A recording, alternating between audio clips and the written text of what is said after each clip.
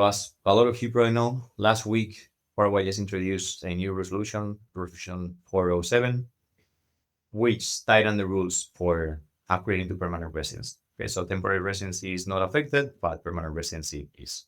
Okay, and they assigned it on the 28th of May. This got a lot of people by a surprise, all of us in this space included, because they basically just decided to change the rules all of a sudden.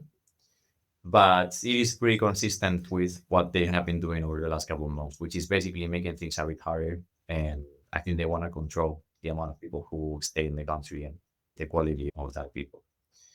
So we're going to talk about what happened and some options for you to qualify. There's more. So depending on the situation, there's a lot of alternatives. We might want to have a one-on-one conversation if needed, but I'm just going to tell you the overall view. So before, there were 6 different regulations mediating into how to upgrade to permanent residency. And what they did is they just decided to streamline and simplify all of this and just created one rule for everyone who wants to upgrade. So it is good in a way. Like everything is simpler and they're not likely to change the way it works now in a long time. Okay. The thing is, they want to see your solvency. So if you make enough money to support yourself in the country, that's the whole thing. They just want to see that you can provide for yourself, and there's several ways you can prove that. Okay. Again, this only affects the finish line, the permanent residency. If you are applying for temporary residency right now, it doesn't matter at all. But it does mean that you have to start planning for your upgrade in advance. Otherwise, you might find yourself not able to upgrade the permanent and stuck on temporary for 2 more years. So this is a step that's been affected. So why would you care about getting permanent residency in Paraguay instead of just staying on temporary, right? And that's a fair question. I mean, you could just renew your temporary residency every 2 years, and that's it. And you can still live in Paraguay. You can still operate. You can still be a tax resident. So it's not like it's the end of the world. The thing is, if you do that, there's 2 main problems. One is that if you want to renew it after 2 years, you have to start the process all over again. So either you do it yourself, which requires time, or you pay somebody to do it, so it requires money. So it's more expensive, either in time or money. So every 2 years, you have to do the same thing again. And it is pretty annoying having to wait for months every 2 years. With permanent residency, you just have to renew it every 10 years. So being permanent doesn't mean that you never have to renew it again, but it's just once every 10 years. So you save a lot of time, basically, and money. That's the main benefit. The other thing is that, as we can see, they keep changing the rules. So if you stay in temporary, it's very likely that in a couple of years they will just say no more temporary residency. You can't access the country anymore, or you have to show proof of income, or you have to pay a lot more money for that. So when you have permanent residency, theoretically you can't lose it if you follow some really simple rules. That means any future changes they make won't affect you. And those are the 2 main things. So if you can upgrade to permanent residency, that's way better than having temporary. If you cannot upgrade to permanent, then staying temporary is also okay, but it's always preferable. So a couple of things have changed. As I was saying, now everything is unified. So there was 6 scattered resolutions, and now there's just one set of criteria, and that's it. That's how they decide if you qualify or not. So there's less wiggling room, let's say. Now, this is the biggest change as well. Before, you were able to get your permanent residency with a university diploma or a university degree. Now that doesn't work anymore. That's probably the biggest change for most people. Well, that and I was thinking, I'll just explain in a second. So yeah, this pathway is not valid. Before that, and there's still some information about this on the internet, you could also prove your solvency by showing a deposit in a bank account, $5,000. This was already not really recommended, but some people were trying to go this route, and now it doesn't work at all. They want to see real activity. And then what you have to do is actually have some solvency, like, either proof that you're making some money, or that you have a pension, or that you have investments that you can live off. And they have to match the category that you filed your residency with. So if you originally said you are an investor, when you apply for temporary residency, now you have to prove that you are an investor and show like, hey, these are my investments and this is what I'm using for the upgrade.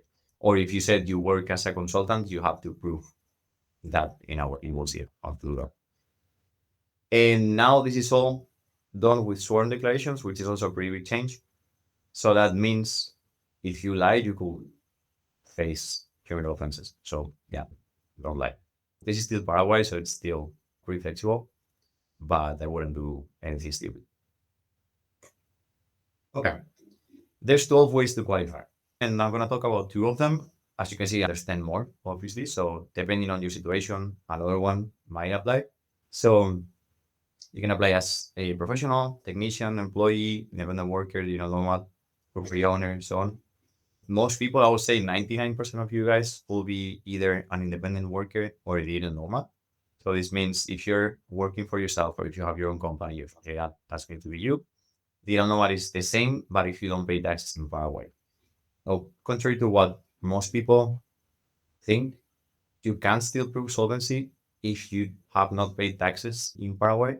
You could go under the digital nomad option, but it is a bit more difficult. So, for example, if you were to have a contract as a sales representative for a web developer or something for a company, and you have been declaring everything at zero, you could use the data nomad route and still get your permanent residency. If you have property and you're getting paid for your property, that's also an option. If you live off your investments, that's also an option. But in all cases, you have to prove where your income is coming from, and then you need to basically show them a paper trail, which is really new. Like it was not the case before this new resolution. So how does the digital nomad option work? Basically, you have to, as I was saying, prove that you are receiving money from abroad in some way. So normally you have to show three things: a work certificate. So could be normally it's a contract with your employer or your clients if you have them. So for example, I didn't do this for Paraguay, obviously, but in the past I had a really big client and I needed to prove solvency. So I just showed them the contract we had signed with my client. If you're working on a platform like Upwork, that normally works as well. Again, this is very new, so we don't really know if that's going to be the case, but it's very likely that that will work. Then you have to show them the method through which you're paid. And if there's any foreign document, they have to be translated to Spanish and apostille and legalized, if that's possible. Obviously, if it's a contract, you can really apostille a contract, but you can legalize it and translate it into Spanish. So this will require some planning, obviously. But this is great. This doesn't require you to pay taxes in Paraguay in order to qualify. It is just harder, okay, because you have to notarize all of these documents and they can ask a lot of questions. And so, but it's not the end of the world if you have been filing at zero. That will be like option one. Option two, if this is an option for you, if you are more than 3 months away from upgrading to permanent, I will do this instead. What you can do instead of showing your foreign contracts and so on is paying some taxes in Paraguay. And you only really need to do that for 3 months before your conversion. So let's say you have to upgrade in December, so you can just pay taxes in September, October, and November with your group. And then that's it. That's valid. Before you were able to just do this at zero per month, like you could just declare zero every month, and that was valid. Now you actually have to pay some money. That's also one of the biggest changes. In practice, you just have to declare it to minimum salary, so that's about $600 per month declared, which will cost you $60 per month in taxes, which is still a burden. That's not another money. And why do I recommend this instead of, for example, the digital nomad option? So with this, you have proof, and that's it. They won't ask you for anything else because the tax filings it's from their own government, so they can't challenge the records. Whereas they could challenge foreign employer there, for example. It also shows local rules. At the end of the day, this is a case by case thing, so they have to decide if they want to credit to you or not. So with this, it's easier to say yes. And you also stay in control, right? So you don't have to wait for an employer to write you a letter of employment. You have your own proof. Everything is filed through the system, so it's automatic. I think this is the best option, and it just costs like $60 per month, realistically, for 3 months. So it's less than 200 bucks. This is what I've been recommending people to do anyway from the beginning. I always recommend my residency clients to pay some taxes in the country just in case something like this happened. But I know a lot of other people didn't do that and just told their clients to not pay anything at all.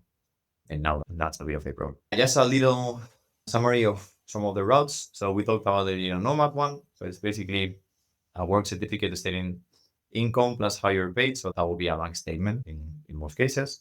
If you're an employee, then it's very similar. So basically, you just have to show your work contract or like maybe your social security registration or something like that. If you are a professional, so this is the one that used to be a university title, you have to show that your title is registered in Paraguay plus show income. So this is not really useful for most people, I would say. If you're a shareholder, you have to show them proof of that. If you're a retiree, you have to show them a pension certificate with the amount and payment channel. So it's very similar across all routes. They want to see where the money is coming from and where it's going to. That's the two things they want to see.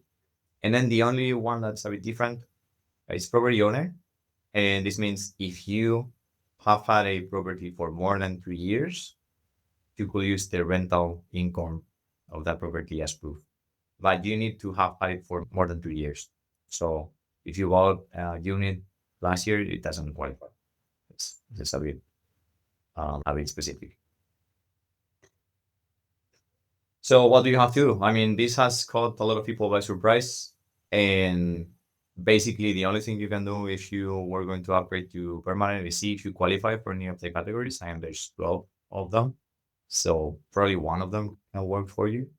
So normally it's going to be digital nomad or independent worker unless you leave off investments. Then see what you need to prove your income. And it's basically proof of how you move your money and who is paying you. Then apostille translate everything. And again, don't lie. You don't want to lie here. The only thing that I can do, the only trick here is if you don't have any income whatsoever, like you leave off because you had a great bull run on crypto and then you just leave off your savings or whatever, I would still emit invoices and say you're doing something like consulting or something like that, just to pay some taxes in Paraguay. That would be my recommendation. But in any other case, just don't lie and just pay some taxes or show where your money is coming from. And that's gonna